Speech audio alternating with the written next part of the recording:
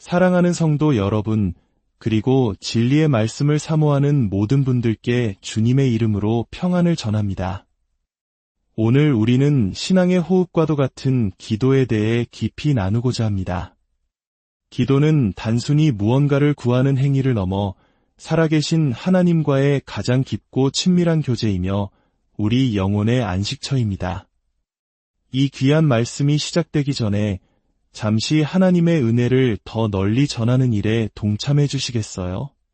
구독과 좋아요를 통해 이 말씀을 알려주시면 더 많은 영혼이 하나님의 사랑과 능력의 말씀을 발견하는 귀한 통로가 될 것입니다.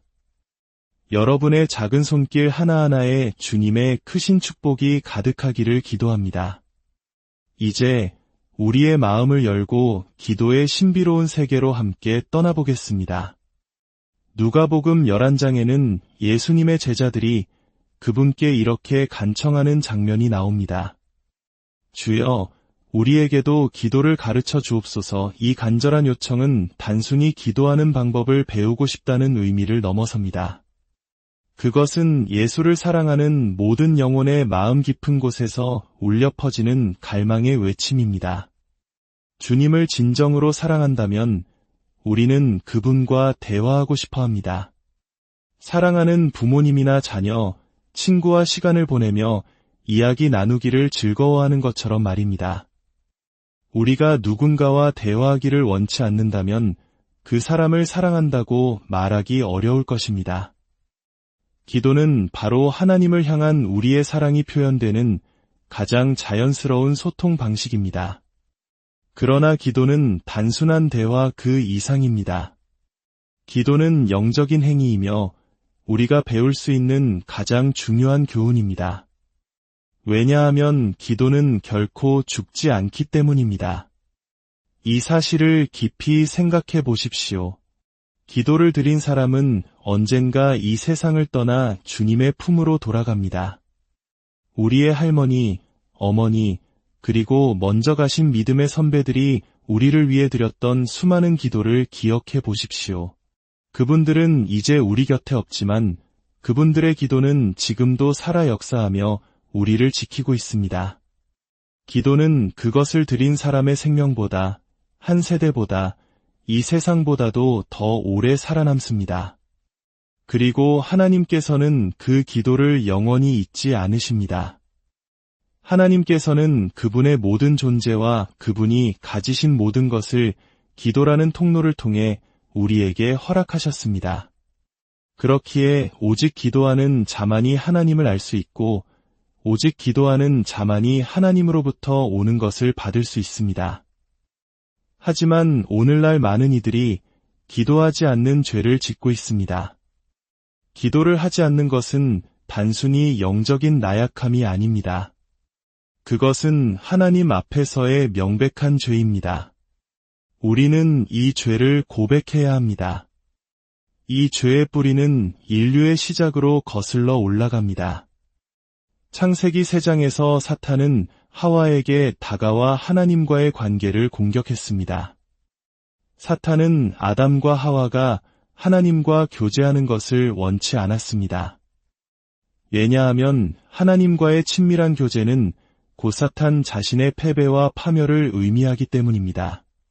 그래서 사탄은 언제나 우리의 삶에서 하나님과의 교제, 즉 기도 생활을 가장 먼저 공격합니다. 죄를 지은 아담과 하와는 결국 하나님의 낯을 피하여 숨었습니다. 하나님 안에 거하는 것이 기도라면 하나님을 피해 숨는 것이 바로 기도하지 않는 삶의 본질입니다. 사무엘상 12장 23절에서 선지자 사무엘은 이렇게 말합니다. 나는 너희를 위하여 기도하기를 쉬는 죄를 여호와 앞에 결단코 범하지 아니하고 사무엘은 기도하지 않는 것을 주님 앞에 죄를 짓는 것이라고 분명히 선언했습니다. 성경은 기도하지 않는 자들의 영적 상태에 대해 여러 곳에서 경고합니다. 그들은 하나님을 기뻐하지 않으며 하나님에 대한 지식이 없고 주님에게서 돌아선 자들입니다. 결함이 있는 신앙생활은 필연적으로 결함이 있는 기도 생활을 낳습니다. 만약 누군가 기도하지 않는다면 그의 삶 전체에 어떤 영적인 결함이 있다는 신호입니다. 하나님을 경외하는 마음이 없기 때문입니다. 욥기 15장 4절은 하나님을 경외하는 마음을 버리면 하나님 앞에서의 기도가 그치게 된다고 말씀합니다. 그렇다면 기도하지 않는 삶의 결과는 무엇일까요? 욥기 21장은 그 무서운 결과에 대해 자세히 묘사합니다. 기도하지 않는 악인들은 하나님께 우리를 떠나소서, 우리가 주의 도리 알기를 바라지 아니하나이다 라고 말합니다. 그들은 기도해봐야 무슨 유익이 있겠냐며 하나님과의 대화를 거부합니다. 성경은 이러한 삶에 뒤따르는 끔찍한 결과들을 보여줍니다. 첫째, 하나님의 인도하심을 잃게 됩니다. 삶의 방향을 잃고 어둠 속을 헤매게 됩니다. 둘째, 영적인 빛을 잃어버립니다. 어둠이 그들의 삶을 지배하게 됩니다. 셋째, 하나님의 보호하심을 받지 못합니다. 파멸과 재앙이 수시로 그들을 덮칩니다. 넷째, 하나님의 보존하심에서 제외됩니다.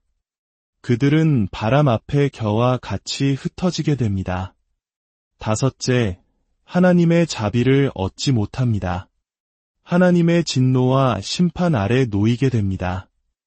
이 얼마나 두려운 결과입니까? 만약 지금 당신의 삶이 이와 같다면 해결책이 있습니다.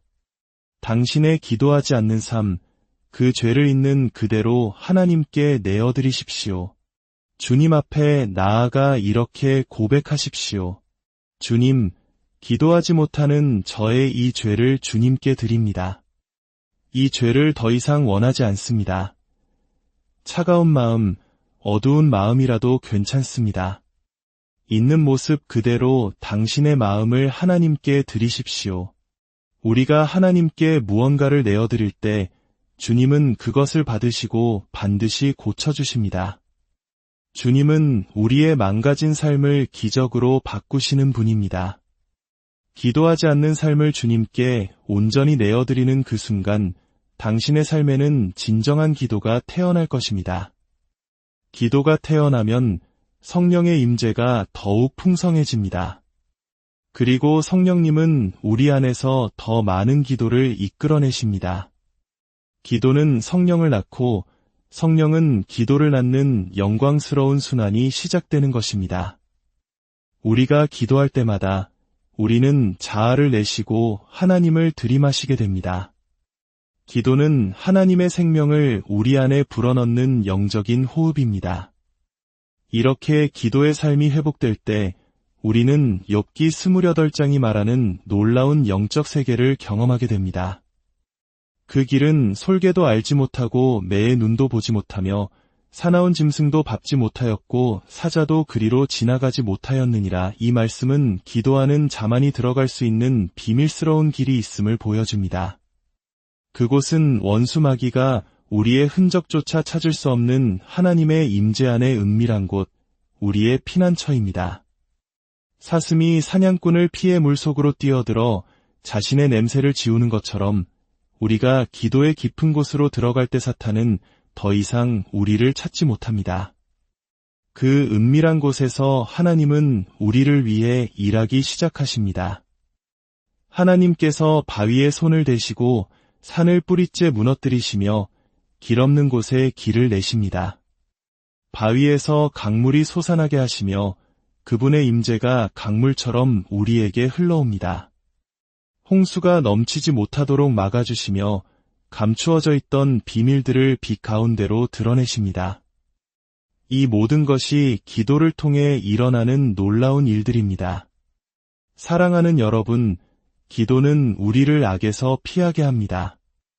잠언 27장 12절은 슬기로운 자는 재앙을 보면 숨어 피하여도 어리석은 자들은 나아가다가 해를 받느니라고 말씀합니다. 여기서 숨는다는 것은 바로 기도의 자리로 피하는 것을 의미합니다. 또한 기도는 우리에게 구원을 가져다 줍니다. 시편 15절은 환난 날에 나를 부르라. 내가 너를 건지리니 내가 나를 영화롭게 하리로다 라고 약속하십니다. 기도는 우리에게 새로운 힘을 공급합니다. 이사야 40장은 오직 여호와를 앙망하는 자는 새 힘을 얻으리니 독수리가 날개치며 올라감 같을 것이요 다른 박질하여도 곤비하지 아니하겠고 걸어가도 피곤하지 아니하리로다 라고 말씀합니다. 우리가 기도하며 주님을 기다릴 때 우리는 성령의 바람을 분별하게 되고 그 바람을 타고 독수리처럼 높이 솟아오를 수 있는 힘을 얻게 됩니다. 시편 3편에서 다윗은 수많은 원수들이 일어나 자신을 대적하는 절망적인 상황에 처했습니다. 사람들은 하나님께 도움을 받지 못한다며 그를 조롱했습니다. 그러나 다윗은 그 상황 속에서 이렇게 선포합니다. 여호와여, 주는 나의 방패시요 나의 영광이시요 나의 머리를 드시는 자이시니이다. 그는 찬양과 함께 주께 부르짖었습니다. 그러자 어떤 일이 일어났습니까? 그는 평안히 눕고 자고 깨었으니 여호와께서 그를 붙드셨기 때문입니다. 그의 두려움은 천만인이 나를 에워싸진 친다 하여도 나는 두려워하지 아니하리이다. 라는 담대한 믿음으로 바뀌었습니다. 이것이 바로 기도의 능력입니다. 제가 사역 초기에 한 번은 거대한 체구의 남성이 예배 중에 갑자기 짐승처럼 변하여 저에게 달려드는 끔찍한 경험을 한 적이 있습니다. 저는 너무나 두려워 어찌할 바를 몰랐습니다. 그날 밤 호텔방에서 두려움에 떨며 기도할 때 주님께서는 저에게 시편 56편을 펴라고 말씀하셨습니다. 그리고 제 눈은 9절 말씀에 머물렀습니다. 내가 아뢰는 날에 내 원수들이 물러가리니 이것으로 하나님이 내 편이심을 내가 아나이다. 그날 밤 이 말씀은 제 인생을 바꾸었습니다. 기도가 원수 마귀를 물리치는 가장 강력한 무기임을 깨달았습니다. 우리가 진정으로 기도할 때 악한 영들은 우리를 보고 도망갈 것입니다. 이런 종류는 기도와 금식 외에는 나가지 아니하느니라 하신 주님의 말씀을 기억하십시오. 사랑하는 성도 여러분, 기도는 단지 우리 자신만을 위한 것이 아닙니다. 우리의 기도는 감옥에 갇힌 자들을 풀어주고 죽음에 이른 자들을 건져내는 능력이 있습니다. 하나님께서는 지금도 기도하는 자들을 통해 일하시기를 기다리고 계십니다.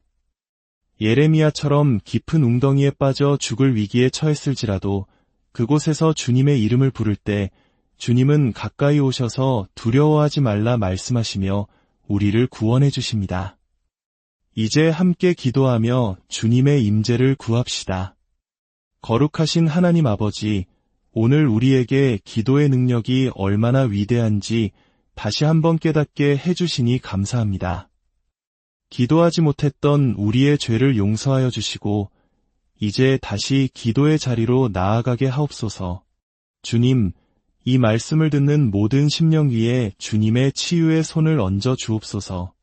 육신의 질병으로 고통받는 자들을 고쳐주시고 마음의 상처와 아픔을 싸매어 주시옵소서.